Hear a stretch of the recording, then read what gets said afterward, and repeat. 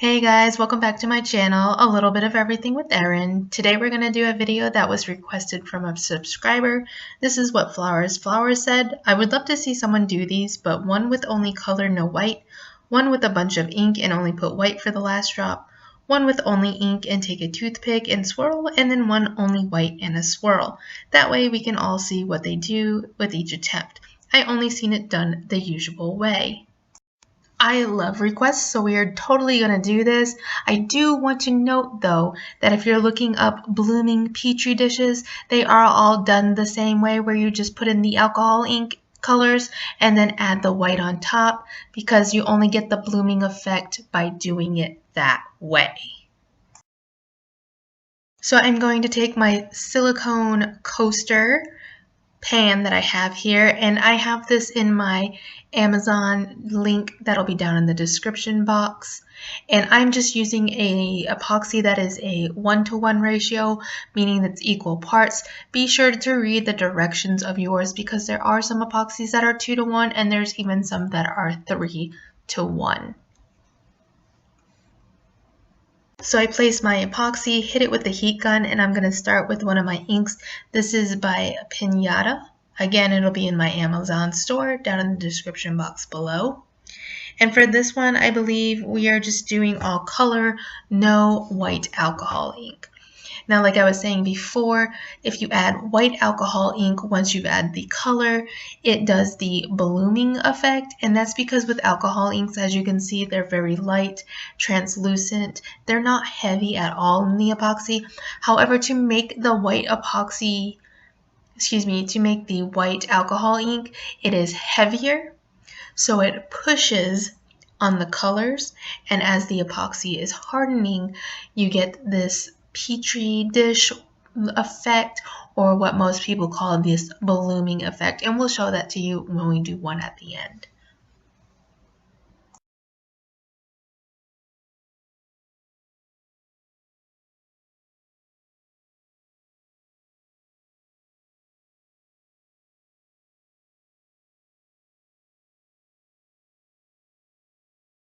We're going to get number 2 coaster started here. Again, I'm just going to add my epoxy and then hit that with the heat gun. And for this one, we will be doing a bunch of different color inks and then only using white as the last color that we drop in. And I have 2 different brands of alcohol inks. These are both really great brands. Again, they will be listed in the Amazon store, which is in the description box below.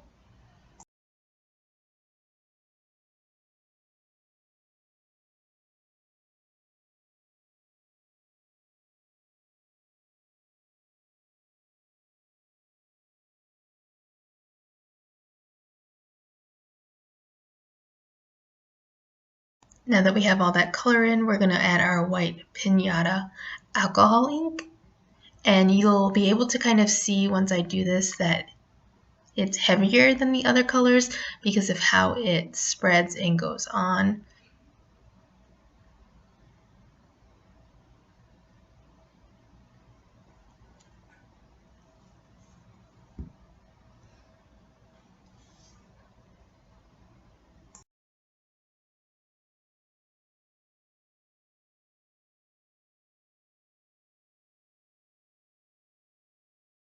Okay, so I added my alcohol ink to the third one, and I'm just hitting that with the hot gun again to get all the air bubbles out. This one, we wanted to do only ink, and we're going to take a toothpick and swirl it.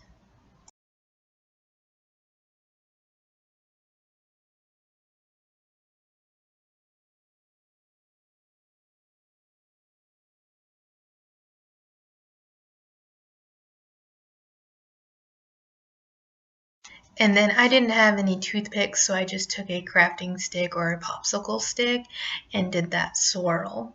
Now they did want me to do a 4th one, but as you can see, this mold only holds 3 coasters. So we're going to let these harden for 24 hours, and then I'll go ahead and start the 4th one. Okay, so these first three are nice and hardened and they're finished. We're going to go ahead and pop them from the mold. I do want to show that they just easily come out. If you're tearing them, that means you're not mixing your epoxy correctly and it's sticking. Now the mold is shiny, so my epoxy picks up that shininess, and that's why they come out shiny as well. This is the one that only had the alcohol ink in it. No white was mixed in this one, just the colors. So pretty, I love it. All right, we're going to pop out our second one here, and this is the one with the colored alcohol inks and then the white, also known as the Petri dish or the blooming effect. You can see how the white is more blobbier because it is heavier, and that's what's pushing down and going into the epoxy, making that Petri dish-like design.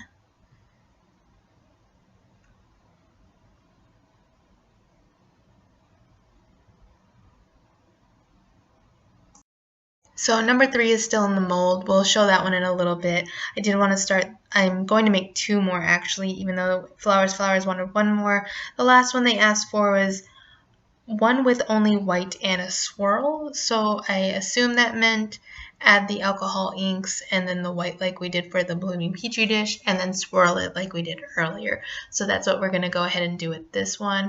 I do have these metallics, so I wanted to show some of the metallics as well because they sit differently than the white and they sit differently than the alcohol ink colors.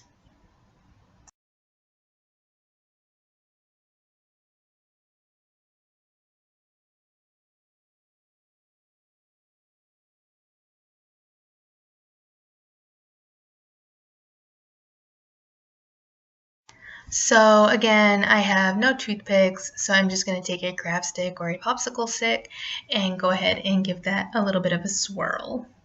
Now with the metallics, they typically only sit at the top of the epoxy. So in this case, the top is what's closest to you, which will end up being the bottom. And in this last one, I'm going to do the typical blooming or Petri dish design, and that's by adding color and then white and color and white, and you're just kind of layering all of that into the epoxy.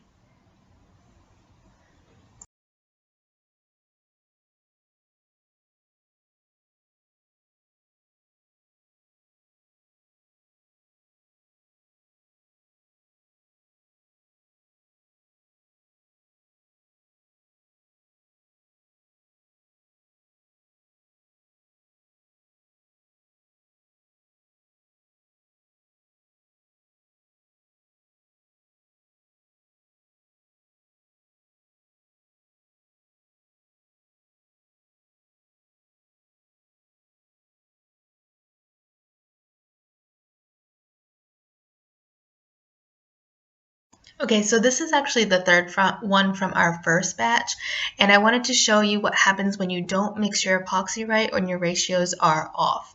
So this one has been sitting in the mold for 30 hours, and it's super flexible. This is also the one where we swirled it, so that's why the color looks very dark and heavy, because the color's kind of mixed in the middle when we swirled it. But you see how I can bend this? You should not be able to do that, but because I rushed that for that last one so that it would get done at the same time, I did not measure out my epoxy 100% correctly, and that's why I can pretty much make a taco shell with it now.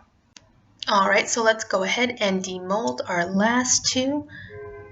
This is the one that's a typical Petri dish or blooming dish coaster. This has the layers of color in between the layers of white. And it's just a really pretty effect, and I'm so sorry if you can hear that loud train. I just really, really like how these types come out. They're so pretty. And for this one, we added some metallics, and we also did the swirl, and it has the white bits in it as well.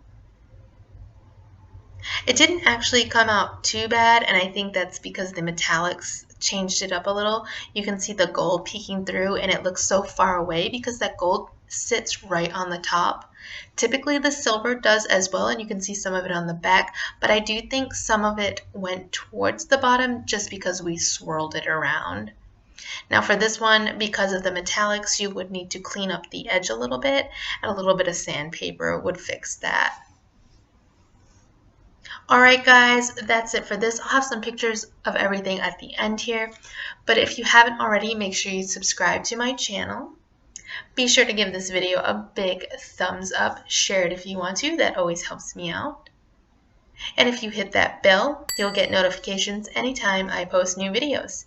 If you have a question or you want to see a video made, leave a comment down below. Until next time guys, happy crafting!